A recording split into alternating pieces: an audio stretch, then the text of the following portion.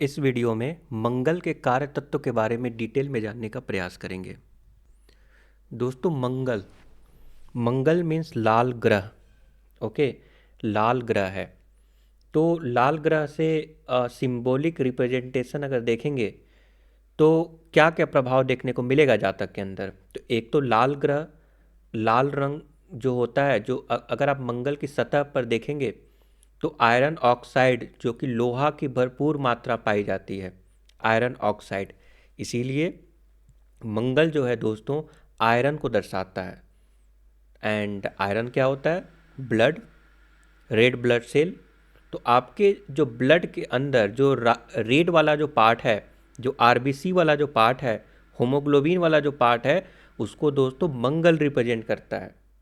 Okay, तो मंगल blood को represent करता है और लोहा आयरन का मुख्य कार्य तत्व है।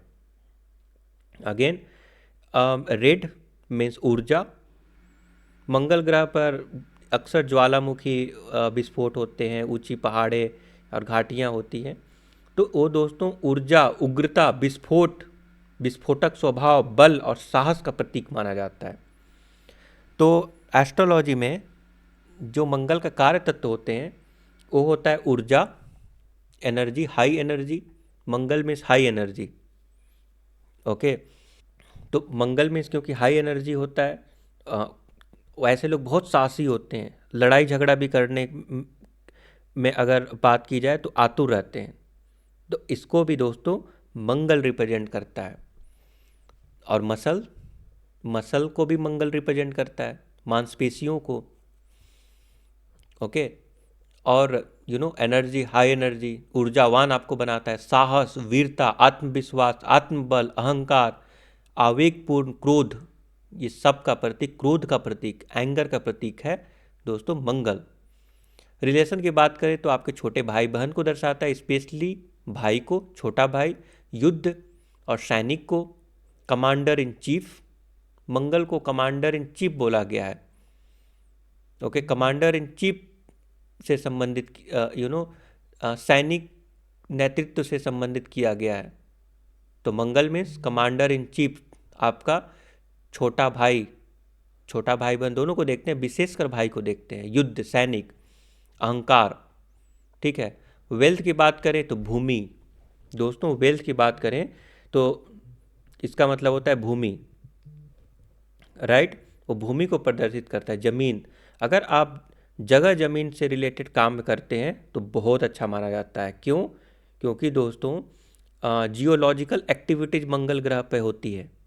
तो अगर उसको आप रिलेट करेंगे ज्योतिष में तो भूमि निर्माण, भूमि विवाद, अचल संपत्ति, इस सब को दोस्तों मंगल से रिप्रेजेंट किया जाता है।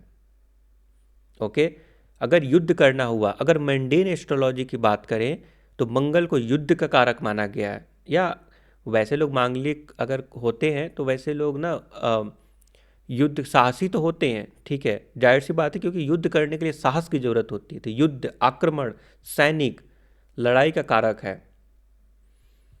ओके, और मैंने तो बता ही दिया, आयरन ऑक्साइड जो कि खून में पाया जाता है, जिसकी वजह से होमोग्लोबिन का कलर जो है रेड होता है। ठीक है, तो ऐसा माना जाता है दोस्तों, स्पेशली रोमन में, प्राचीन काल में, जैसे युद्ध का प्रतीक जो होता था उसमें मंगल, मार्स को माना जाता था, क्योंकि God of war, Roman God of war को मार्स से प्रदर्शित किया जाता था। ओके, एंड उसके अंदर पुरुष तत्व है। मंगल मीन्स पुरुष। अगर स्त्री की कुंडली है तो उसमें मंगल को पुरुष, मतलब उसका पुरुष मतलब उसका पति, उसके पति को रिप्रेजेंट करता है। भृगु नंदी नाड़ी की बात करें तो भृगु नंदी, ऐसे तो वैदिक एस्ट्रोलॉजी में गुरु को पति माना जाता है, बट दोस्तों मंगल की बात करें तो भृगु नंदी नाड़ी में मंगल को किसी भी स्त्री का पति या उसका पार्टनर माना जाता है। तो इसका मतलब क्या है कि पुरुष तत्व, मंगल में पुरुष तत्व। जैसे शुक्र जो दोस्तों होता है स्त्री तत्व है। अगर किसी पुरुष की कुंडली में शुक्र है तो शुक्र को उसकी पत्नी से रिप्रेजेंट किया जाता है। वहीं मंगल को, किसी स्त्री की कुंडली में मंगल को उसके पति से रिप्रेजेंट किया जाता है। क्यों? क्योंकि पुरुष तत्व है उसके अंदर, पुरुष तत्व विद्यमान है, मतलब टेस्टोस्टेरोन, एग्रेशन, एक्शन। क्योंकि पुरुष के अंदर टेस्टोस्टेरोन हार्मोन की अधिकता होती है, तो टेस्टोस्टेरोन, एग्रेशन एंड एक्शन, इसको दोस्तों मंगल रिप्रेजेंट करता है। और जैसा मैंने बताया, जियोलॉजिकल मंगल ग्रह में भौगोलिक दृष्टिकोण से अगर देखें तो क्योंकि बहुत ही एक्टिव प्लैनेट है तो भूमि का कारक माना गया है। तो अगर आपको ज़मीन लेना है या ज़मीन से जुड़ी काम अगर करना चाहते हैं तो आपको मंगल का स्टडी करना पड़ेगा। ओके, तो मंगल किसका किसका कारक होता है? रक्त, आरबीसी। उसके बाद भूमि का कारक होता है, साहस का कारक होता है, बल का कारक होता है, एक्सट्रीम सर्वाइवल कंडीशन में भी वो हार्श, क्योंकि अगर आप मंगल की धरती देखें तो बहुत ही हार्श है, एक्सट्रीम सर्वाइवल कंडीशन होती है। तो मंगल मांगलिक वाले लोग बहुत साहसी होते हैं, बलवान होते हैं। पहले के लोग युद्ध करने जाते थे तो ऐसे लोगों को जो भी सैनिक है या आज के समय में भी जो भी सैनिक है, कमांडर इन चीफ, उन सब को जो साहसी होते हैं, जो हार नहीं मानते हैं दोस्तों, उन सब को मंगल से रिप्रेजेंट किया जाता है। ओके, और इंजीनियरिंग फील्ड में भी मंगल का अहम रोल है। जैसे मिनरल्स हो गया, मेटल रिच प्लैनेट है, क्योंकि मंगल मिनरल्स और मेटल रिच प्लैनेट है। तो इंजीनियरिंग क्षेत्र में भी दोस्तों मंगल को जो है इंजीनियरिंग क्षेत्र में भी माना जाता है, वो इस प्रोफेशन को भी रिप्रेजेंट करता है। ओके, अगर धर्म युद्ध की बात करें तो धर्म युद्ध, कठोर तप। सपोज दैट 9th हाउस में अगर किसी का मंगल हो तो ऐसे कठोर तप करने वाले होते हैं, वीरता होती है, कर्म योगी होते हैं। ओके, और इससे रिलेटेड मंगल का प्रभावित हो जाए तो कौन कौन सी बीमारियां हो सकती है? तो रक्त विकार हो सकता है, ज्वर, पित्त विकार, क्योंकि पित्त को रिप्रेजेंट करता है, क्योंकि अग्नि तत्व है। दुर्घटनाएं, मंगल में दुर्घटनाएं, ये याद रखिएगा। मंगल दोस्तों दुर्घटनाओं का कारक होता है। अगर किसी भी व्यक्ति के कुंडली में 8th हाउस पे मंगल है तो ऐसे लोग की दुर्घटनाएं हो सकती हैं, उसके लिए बहुत प्रोन है, जल्दी जल्दी दुर्घटनाएं हो सकती हैं। इसका स्वामी की बात करें तो दोस्तों मेष और वृश्चिक, दो ऐसी राशियां हैं, मेष और वृश्चिक राशि इसका स्वामी है। ठीक है, मेष और वृश्चिक राशि का स्वामी मंगल होता है, ये आपको नहीं भूलना चाहिए। इसका मतलब ये है कि मेष राशि के इन्वायरमेंट में और वृश्चिक राशि के इन्वायरमेंट में दोस्तों मंगल को अपना वाला फीलिंग आती है। वहीं मकर राशि में उच्च का हो जाता है, मकर राशि में 28 डिग्री पर उच्च का हो जाता है, एग्जॉल्टेड हो जाता है। वहीं कर्क राशि में 28 डिग्री पर नीच का हो जाता है, डेबिलिएटेड हो जाता है। क्यों डेबिलिएटेड हो जाता है कर्क राशि में? क्योंकि मंगल का स्वभाव है दोस्तों, अभी कर्क राशि चंद्रमा के बारे में पढ़ा, चंद्रमा का अपना राशि होता है कर्क राशि। तो क्यों नीच का हो जाता है चंद्रमा? क्योंकि कर्क राशि इमोशनल राशि है, दया, करुणा भावना, सहिष्णुता, ऐसी भावना, और मदर नेचर, नर्चरिंग, केयरिंग, ऐसी जब भावना है कर्क राशि प्रदान करता है, तो वहीं कर्क राशि में तो नीच वाला ही फीलिंग आएगी ना, मंगल को नीच वाली फीलिंग आएगी, क्योंकि उसको कठोरता चाहिए, एग्रेशन चाहिए, लड़ाई झगड़ा, दुर्घटना, साहस। यहाँ पे इमोशंस की तो काम ही नहीं है, तो ऐसे इन्वायरमेंट में वो नीच का हो जाता है, जो सूट नहीं करता ये इन्वायरमेंट। ऐसा भी माना जाता है कि मंगल का नीच का होना कोई बुरा नहीं है वैसे। हाँ, ऐसे आपको पता है कि मांगलिक लोग के अंदर एग्रेशन, साहस बहुत और हाई एनर्जी होते हैं। ओके, अगर मेल की कुंडली में तो टेस्टोस्टेरोन हाई होता है तो बहुत अच्छी बात है।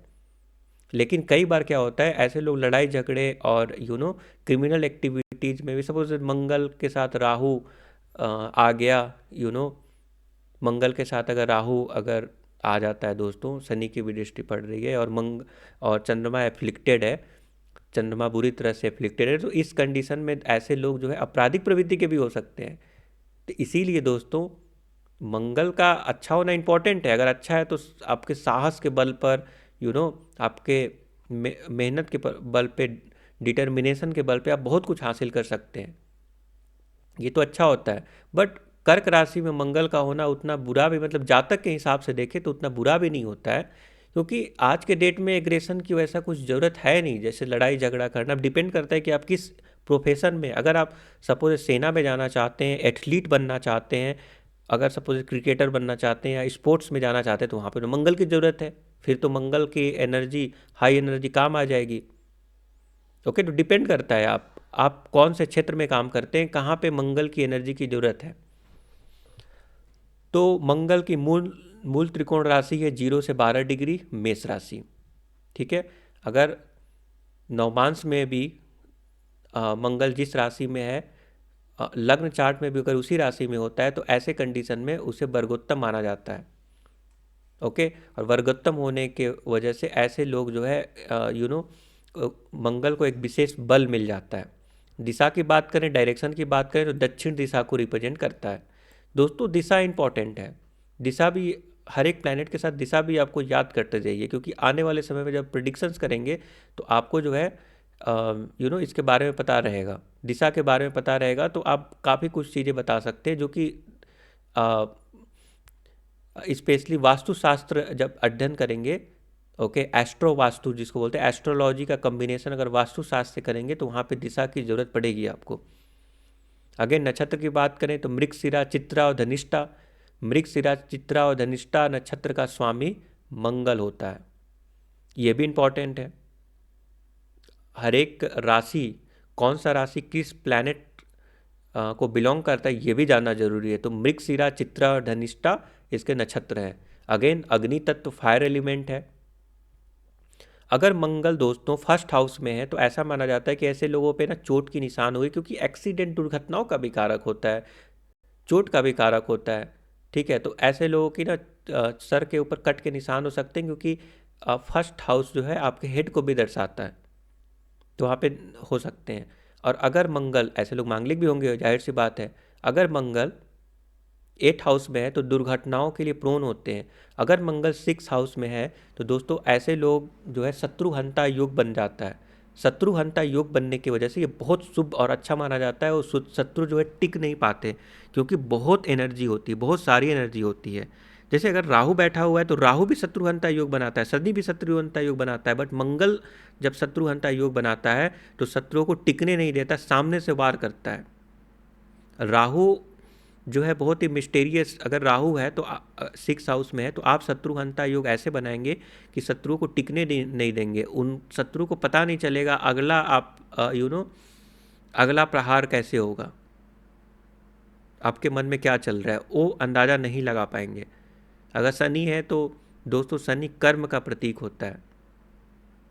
ओके, शनि भी कठोरता का कारक होता है, पेशेंस का कारक होता है, तो ये भी शत्रुहंता योग बनाता है। बट मंगल का शत्रुहंता योग सबसे बेहतरीन माना जाता है। तो मंगल साहस का प्रतीक है, ऊर्जा का प्रतीक है, भूमि लाभ का प्रतीक है, भाई बंधुओं का कारक होता है, और अशुभ दशा में दुर्घटनाएं हो सकती है, बेमनस्य हो सकता है, वैवाहिक जीवन में समस्या देखने को मिलती है। अगर शुक्र मंगल के साथ हो जाता है तो ऐसे लोग दोस्तों क्योंकि शुक्र जो है रिलेशनशिप का भी कारक होता है, अगर पुरुष की कुंडली में है स्पेशली, तो अगर मंगल और शुक्र एक साथ बैठ जाए तो फिजिकल रिलेशन ऐसे लोग कि उसको बनाने की प्रवृत्ति बढ़ जाती है काफ़ी, तो ये भी है। उसके बाद अगर इसका डिफेक्ट्स अगर देखने को मिला, मीन्स अगर दोष है, मंगल में कुछ दोष है, तो क्रोध, कठोरता, वैमनस्य, विवाह में कलह, ये सब समस्याएं उत्पन्न होती है। बट इसके अंदर अच्छे गुण भी है, तेजस्वी, नेतृत्व करने की क्षमता, आत्मबल, साहसी। ओके,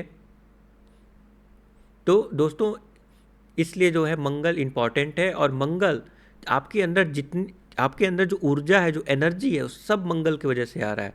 ऐसा माना जाता है कि मंगल अगर वीक हो गया ना दोस्तों, मंगल वीक अगर हो गया तो ये सबसे खतरनाक हो सकता है।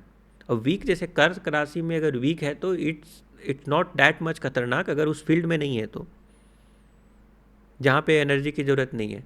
बट मंगल का स्ट्रांग होना इसलिए ज़रूरी है क्योंकि साहस प्रदान करता है। ओके, ये साहसी आपको बनाता है।